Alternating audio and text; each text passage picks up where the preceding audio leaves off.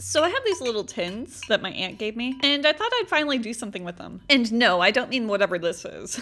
I'm gonna make them into art. And these tins look like they came out of a kid's kitchen playset from like the 60s. So I thought maybe I'd do something that looks a little bit like food. And one of my favorite foods are oysters, which honestly, I don't know the difference between an oyster and a clam, other than you can eat oysters raw, which is the best way to eat oysters. But you know, oysters, clams, mussels, they're all kind of the same, right? Are oysters the only ones that have pearls? What would you call an oyster with a crystal instead of a pearl? A crystal? A crioyster? Croyster? A croyster. I mean, honestly, I'd rather have a crystal than a pearl anyway. Sorry, pearl, crystal's in charge now. So anyways, I'm thinking like mutant food. Like this has been sitting here for a while and fermenting. Is this what it looks like when things ferment? Okay, so as I'm adding these little balls to the top of these oysters, sorry, oysters, it reminds me of this time that my husband and I opened oysters and it had crabs, like alive baby crabs inside. I was like, is this an STD for an oyster? Do we need to throw these out? I should throw these out immediately. But then I looked it up and it's like a thing and it's totally fine. The oysters were fine. I ate them and I didn't die, which is criteria number one for being a good oyster. You know, non-death. The internet also told me that I could eat the crabs, but I was not willing to trust the internet that far. So we did not partake in eating baby crabs out of an oyster. In fact, I'm pretty sure that I have some sort of PTSD from it because now I make my husband open all the oysters. It's a little too much like a spider inside of a teapot situation. And you know I have a phobia of spiders inside of teapots. Well, now I have a phobia of crabs inside of oysters, but I still eat oysters and I still drink tea. So it must not be that big of a phobia. Anyway, so back to this art. See, look, I've got it all sculpted. Now I just got to make it look wet because dry oysters would be gross. Or I mean, cloisters. I forgot. We renamed the oyster to a cloister. So that's right. I'm adding resin, but you know what? Just plain old clear resin would be boring. So I'm making this glow in the dark resin. So now it's going to be like sitting in its own little glow in the dark juices because it's a mutant. I forgot, did I mention that it's a mutant? So I think what I'm going to do is all of these little tins, I'm going to do little mutants and hopefully they'll all match. You see, I have 3 tins. What other little food mutants should I do? I have a little muffin tin and a little rectangular tin. Rectangular tin. Oh, and look at that. It looks like we're done. What do you think of my mutant cloister? Complete with crystals and little pearls. So I guess they're not all cloisters. Some of them are oysters.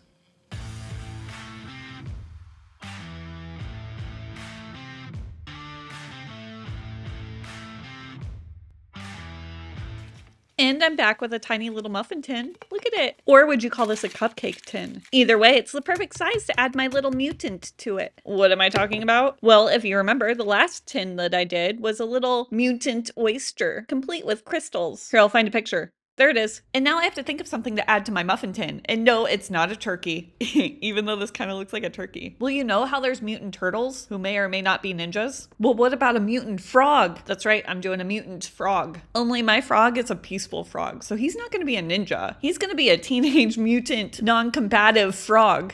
You know, a real name that rolls off the tongue. In fact, my frog is gonna be so peaceful that he'll lull you to sleep with his music.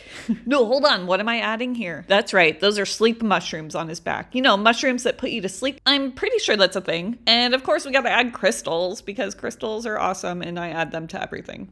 We don't know, they could be sleep crystals. Anywho, so now I have to get on with the painting because this is looking a little flat and we want our frog to be bodacious. I think that's the correct word. So that's why I'm using these bodacious colors. I know it's not colors that I usually use, but I wanted it to match the other tin. Ooh, check it out. This frog has a hypno spiral for additional lulling to sleepness. Or, you know, basic mind control, whichever. Anyways, so it's looking kind of dry. I mean, this is a frog. Frogs need to be wet, right? I assume frogs are slimy. I don't know. Actually, I've never held a frog. I mean, I've held a toad before, but I assume that they're different. And my frog has to be a hypno frog because I'm pretty sure hypno toad is copyrighted. Okay, so a little bit about our hypno frog. So he sings to attract you. And then when you get close, he uses his little like hypno mouth to hypnotize you. And then he uses the mushrooms on his back to like put you to sleep. And I don't know what the crystals do, but I'm sure it's related. So no, I know. He sucks the life out of you like an energy vampire and he turns you into a crystal. I don't know how. It's magic. And that's the story I'm going with, apparently. And the little plastic pellets, those are just bubbles. There's nothing special about those. But if you do get turned into a crystal, you can power a whole fairy city. And that's something. So it's not all bad. Anyways, what do you guys think? And also, I always forget to ask, but don't forget to follow. I mean, if you want to. Okay, thanks, bye.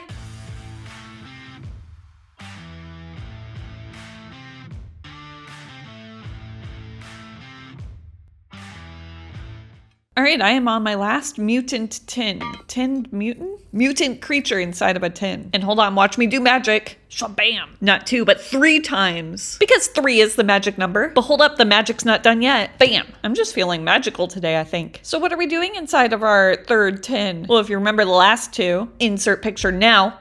We did animal-like things. So this time I'm going to do an animal again because I want them to match. See, I'm doing a whole series. A 3-part, well, it's not really a 3-part. It's more like just 3 different animals that look alike. And this is the last part of the series. So you won't have to suffer through it too much longer. Not that you were really suffering through the first 2. You could have just skipped the video. Why didn't you just skip the video if you didn't like it? How come I'm just hearing about this now? What do you mean you want my haunted hidey holes back? You know what? I'm getting to them. I promise I'll be back to the haunted hidey holes eventually. Anyways, stop getting me off topic. So let's get back to the art. I do realize that these look like vulture heads, but you know what? They're not. They're not vulture heads. These are beautiful lizards, okay? And how dare you hurt my lizard's feelings? They're just mutants. They can't help it if their faces look like vultures. And if I'm a terrible sculptor, I don't know why I'm getting so sassy. Maybe they are part vulture. They're mutant vulture lizard mushroom creatures. And they are beautiful.